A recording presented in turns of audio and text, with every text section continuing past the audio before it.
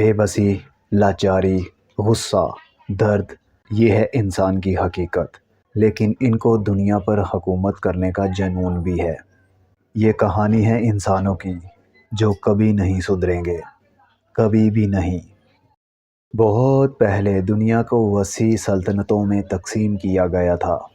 ہر ایک پر بادشاہوں کی حکومت تھی، اور وہ بادشاہ ابدی شان اور غلبے کا خواب دیکھتے تھے۔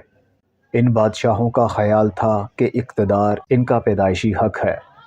زمین، دریا اور یہاں تک کہ آسمانوں کو فتح کرنا بھی انہی کا ہے۔ یوں مسلسل شروع ہونے والی جنگوں کا آغاز ہوا۔ ایک ایسا دور جہاں تلواروں کے ٹکراؤ سے گرنے والے انسانوں کی چیخیں چڑھتے سورج کی طرح مستقل تھیں۔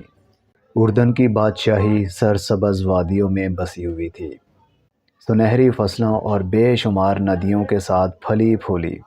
اس کے حکمران بادشاہ ایڈرک نے اپنی دولت کو زمین کا تحفہ نہیں بلکہ ایک ہتھیار کے طور پر دیکھا۔ مشرق میں ڈریمور کی بادشاہی تھی، جہاں بنجر زمینوں اور سخت سردیوں نے اپنے لوگوں کو تجارت اور وسائل کے ذریعے زندہ رہنے پر مجبور کیا۔ ڈریمور کے حکمران بادشاہ ایرک نے اردن کی خوشحالی پر شک کیا، اور اسے یقین تھا کہ اس کی دولت صحیح طور پر اس کے لوگوں کی ہے۔ ایک ہی چنگاری نے شعلے کو بھڑکا دیا۔ ایک سرحدی گاؤں پر ہونے والی معمولی جھڑپ ایک مکمل جنگ میں بدل گئی۔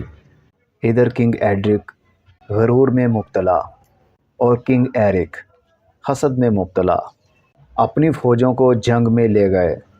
خون میں بھیگے ہوئے میدانوں نے کئی جنگوں کی پہلی گواہی دی، لیکن کسی بھی فریق نے حقیقی فتح کا دعویٰ نہیں کیا۔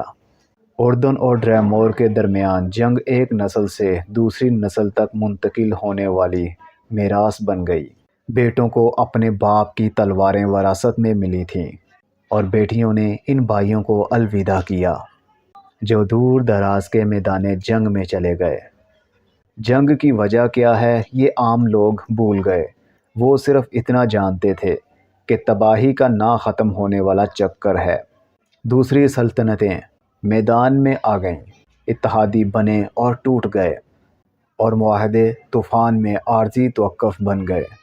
عزائم نے حکمرانوں کو ہوا دی، اپنی سرحدوں کو وسیع کرنے کی خواہش نے انہیں اپنے لوگوں کے دکھوں سے اندھا کر دیا۔ زمین خود ان کے لالچ کے بوجھ تلے کراہتی نظر آتی تھی۔ جنگل جل گئے، دریا سرخ ہو گئے، اور ایک زمانے میں پھلنے پھولنے والے شہر ویران کھنڈروں میں بدل گئے۔ مذہبی لوگوں کا عروج۔ افراتفری کے درمیان مذہبی لوگوں کا ایک گروہ ابھرا جو خود کو حکمت کے رکھوالے کہتے ہیں۔ انہوں نے جنگ زدہ زمینوں کا سفر کیا، انسانی حماقت کی تاریخ کو دستاویزی شکل دی۔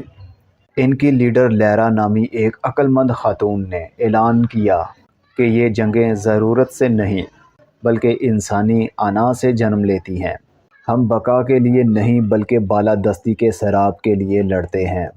ادھر محافظوں نے اپنے پیغام کو پھیلانے کی کوشش کی، حکمرانوں پر زور دیا کہ وہ فتح کی اپنی پیاس سے آگے دیکھیں، لیکن بادشاہ ان کی باتوں پر حکمت کو کمزوری سمجھ کر ہنس پڑے۔ لیرا اور اس کے پیروکاروں کا شکار کیا گیا، ان کو مارا گیا، اور ان کی تعلیمات پر پابندی لگا دی گئی۔ پھر بھی ان کے الفاظ سرگوشیوں میں چھپے ہوئے توماروں میں اور ان لوگوں کے دلوں میں رہتے تھے جو امن کے خواہشمند تھے۔ آخری جنگ۔ صدیوں بعد اردن اور ڈریمور کی سلطنت نے اپنی آخری جنگ کی تیاری کی۔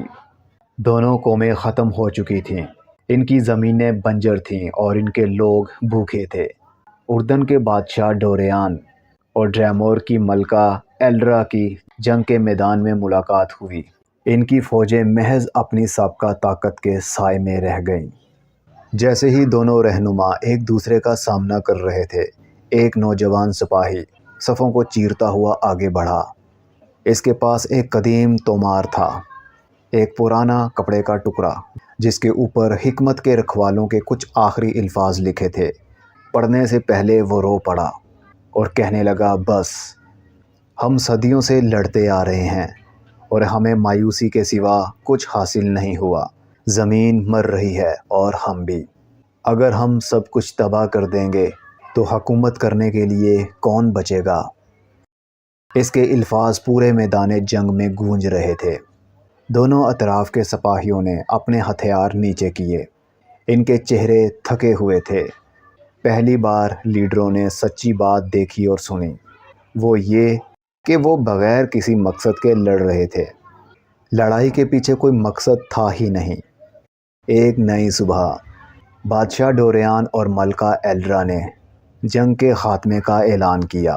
انہوں نے مل کر اپنی زمینوں کی تعمیر کا کام شروع کیا، جو بہت مشکل تھا کیونکہ کئی سالوں سے اس زمین پر جنگ کے سوا کچھ نہیں بویا گیا۔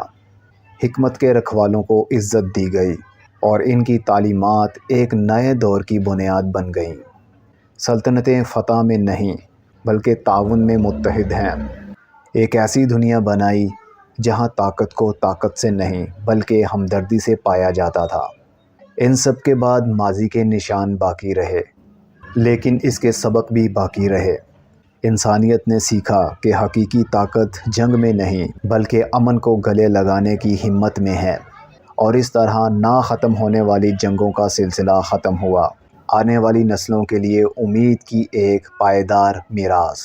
لیکن کب تک؟ یہ انسان اپنی حکومت پانے کے لیے پھر لڑیں گے۔